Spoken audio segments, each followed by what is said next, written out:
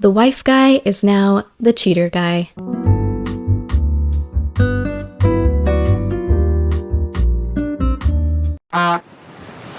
Hello everyone, welcome back to The Chanel.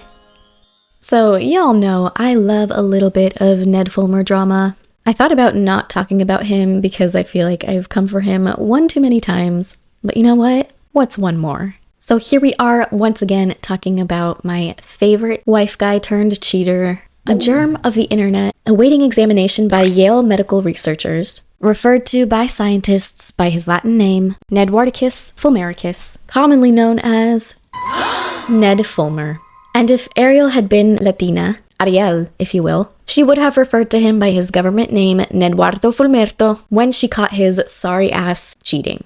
And why the did I make that Latina joke? Because the host of the podcast that Ned is a guest on kept making some weird stereotypical Latina jokes based on the archetype of la esposa tóxica. Can you tell me about your ex? Is she, well, let me ask it like this. Is she a Latina or is she just processing?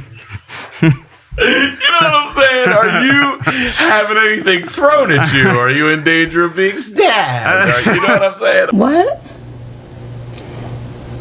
Child. Anyways. All right, so let me fill you in. Ned was a guest on the Honeydew podcast, hosted by comedian Ryan Sickler. I had never heard of Ryan Sickler before watching this podcast, and in my personal opinion, I was really annoyed listening to him, which is really hard to do when you're hosting a podcast with Ned Fulmer. He kept interrupting him or loudly laughing, making obnoxious jokes. Now, of course, I don't know him, don't really know anything about him, so it's very possible that he's a perfectly nice guy, but his humor was definitely not for me. It also seemed like he didn't do a lot of research on Ned, which I guess has its advantages, because then he's able to objectively form an opinion on him just based off of their conversation in the podcast alone. But I do think it was a little bit frustrating for the audience because it felt like Ryan was being a little too chummy with Ned when a lot of us have been here for Ned's grift and are tired of him milking his new cheating identity. Before we dissect this any further, I do just want to emphasize that I don't hate Ned. I see him as deeply human who made really bad choices in life. Choices that hurt a lot of people very deeply. But at the end of the day, he is a person with feelings. And if I were in his shoes, I really don't know that I would be able to handle what people are saying about me on the internet. So I guess that does make him pretty brave. But all this to say, I don't encourage sending hate his way. Don't get me wrong, I still don't like him. But also, I'm not a monster.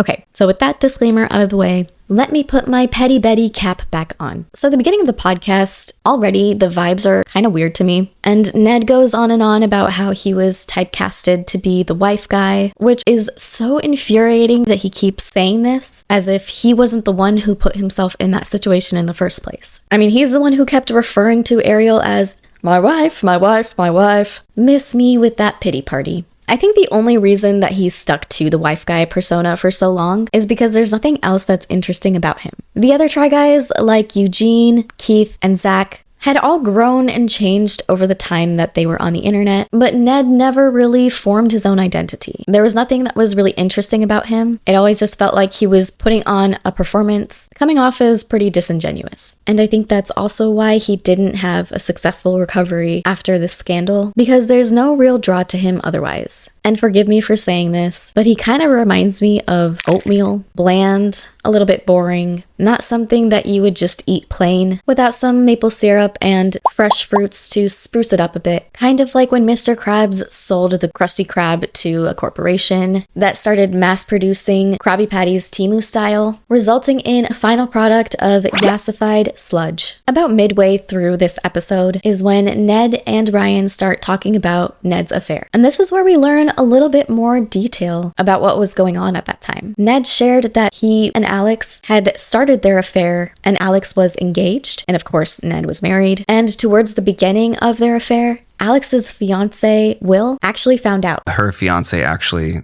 caught us like early on, and then we stopped for a while. How early on? Pretty much right at the beginning. When you say caught you, how did he catch you? Like saw some stuff on her phone. Something that kind of pissed me off was that allegedly, according to Ned, Will did not share with Ariel that Alex and Ned had been having an affair. I guess it's not necessarily his job to do that, and perhaps we're missing some context to the story. Like perhaps Ned had told Will or promised Will that he would tell Ariel himself, so Will left it alone. Who knows? Either way, at this point, Ariel had no idea. It perplexes me that Alex, who is not in a legally binding contract with another person at this point, she's only engaged, decided to start an affair. And of course, I'm not saying that it was any more justifiable that Ned chose to engage in this affair, but I can understand a perspective where he felt like it might have been even more of a hurdle to tear his entire family apart, especially because he was married legally and had 2 children with his wife at the time. But for Alex, she could have just broken it off before cheating. Such a shitty thing to do on both ends. But I also will say that Ned is definitely more responsible solely because he was Alex's superior at work, which creates an uncomfortable power dynamic. Well, anyway, Ned and Alex stopped their affair after Will found out, but then a couple months later, they started again. Ryan asks how they would get away with it, and Ned said, just business trips. God damn it, it's just...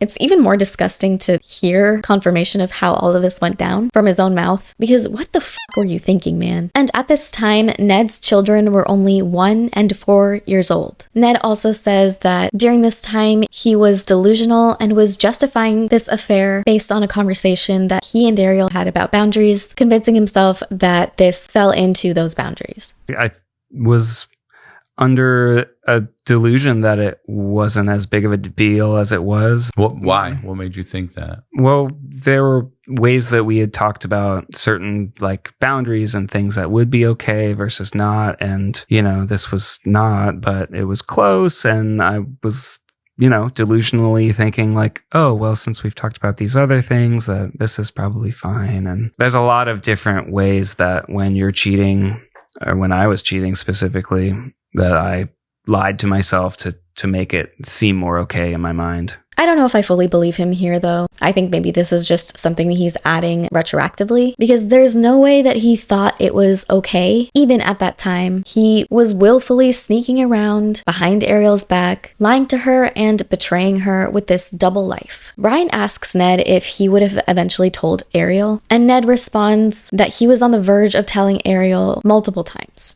I call bullshit. The perfect time to tell Ariel would have been the first time that Will caught them cheating. That was his opportunity. That should have been a reality check where he thought to himself, hey, this is a really shitty thing that I'm doing. And mind you, Will and Ned had known each other for over a decade because Will, along with Alex, worked with Ned at BuzzFeed. So when he actually saw the consequences of this affair and how deeply it hurt Will, that was his opportunity to think about Ariel. And not only Ariel, but also his children. So I call bullshit. Ned again talks about how Ariel found out, and when Ned had seen the pictures leaked online of him and Alex together, he knew that the jig was up and he had to come clean. But Ned thought it was essential that he and Ariel had this conversation in person. At the time all of this was happening, Ned was in New York on a business trip, a real business trip. Not entirely sure, but Ariel flew from LA to meet him in New York so that they could both drive down to New Jersey together for a family friend's wedding. And in the car ride is when Ned told Ariel. And of course, Ariel was distraught and told him to take her straight back to the airport so she could go back home. So she did come to New York. Mm-hmm. And she already knew then, and you're like, please come so we can talk? No. You waited till she got there. Yeah.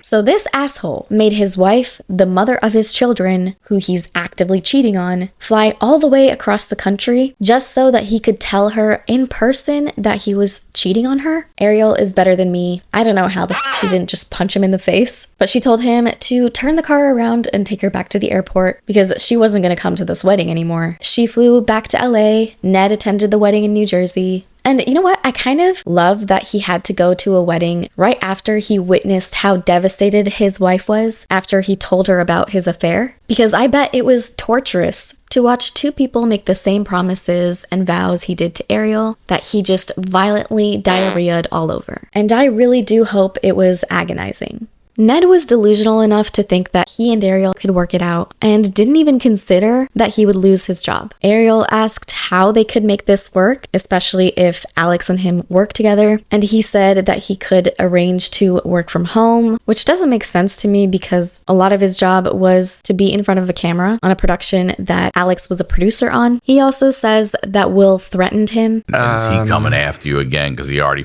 said, hey, man, Well, definitely did that weekend. He tried to show up where you were? Well, he threatened me and called me and stuff. I mean, no shit, my guy. I think Will was pretty clear about his feelings the first time he got y'all. It's mind-blowing to me that Ned was so delusional to think that there weren't going to be more consequences to his actions. Ned also mentions that he apologized to Ariel's parents while on a family vacation. I guess this was during the time that they were trying to work things out. What's it like the first time you see her dad after all this? Yeah. Do you remember that? Not easy. Yeah, not easy. I apologized. Was her mom and dad together you did this? It was, yeah. And how did that go? They accepted my apology and took their cues from their daughter. You know, they were hurt, but also supportive of the work that we were doing together to build a new sense of family life. Mm-hmm. He says that Ariel's parents forgave him. I'm not so sure about that. I think maybe they just said that to keep the peace because they probably loved their daughter immensely and trusted that she would make the best choice for herself. So for them, it probably made the most sense not to weigh in on anything and make this situation even harder for their daughter. Something that really pissed me off was when he said, I think in the future I'm no longer going to be a people pleaser. And what he means by that is he felt like he had to take on this role of the wife guy, like it was foisted upon him, and he just didn't have the heart to walk away from that role or tell his wife that he was unhappy in his marriage. But let's be so fucking for real. The only person Ned was trying to please was himself. Something that's always stumped me is why are we so angry at Ned? I mean, it's been 3.5 years now, and we're still just as mad at him as we were in the beginning. But I think it's because the audience feels betrayed. The Try Guys had such a lovable and genuine brand. The boys came across as sincere friends. And Ned was the wife guy that, let's be clear, he made himself. No one pushed him into that role. He did it himself. But this facade put him on such a high pedestal. He and Ariel looked like the ideal couple with a beautiful growing family. And when we found out that was all a lie, it caused cognitive dissonance that resulted in the feeling of betrayal.